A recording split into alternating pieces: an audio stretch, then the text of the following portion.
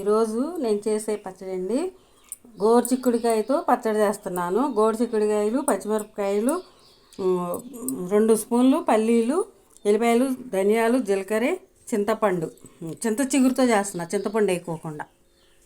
ఇప్పుడు ఈ 1/2 కేజీ ముక్కలండి, ఇవి ఉడకబెట్టుకోవాలి. నీళ్ళు పోసి ఉడకబెట్టుకోవాలండి. ఒక పొంగు వచ్చే వరకు పసుపు వేసుకొని ఉడుకుంటున్నాను. కట్ చేసి వేసుకోవాలి. జాగ్రత్త జీలకర్ర వేసుకుంటున్నాను, శనగెత్తనాలు, కరివేపాకు, చింత చిగురు కూడా వేసుకున్నాం. కలుపుకోవాలి. దీంట్లో ఇప్పుడు ఎల్లిపాయలు వేసుకుంటున్నాను. పచ్చడి పట్టుకోవాలి. కాయలు ఇవి వేగినవి దీంట్లో మిక్సీలో వేసి పట్టుకుంటున్నాను. ఉప్పు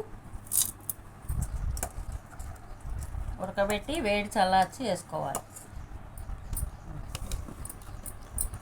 గోరుచిక్కుడుకాయతో చింత చిగురు వేసి చేశానండి. చింతపండు కూడా వేసి చేసుకోవచ్చు, చాలా రుచిగా ఉంటుంది, భలే ఉంటుంది. మీరు కూడా చేసుకొని తిని చూసి ఎలా ఉందో కామెంట్ ద్వారా చెప్పండి మాకు.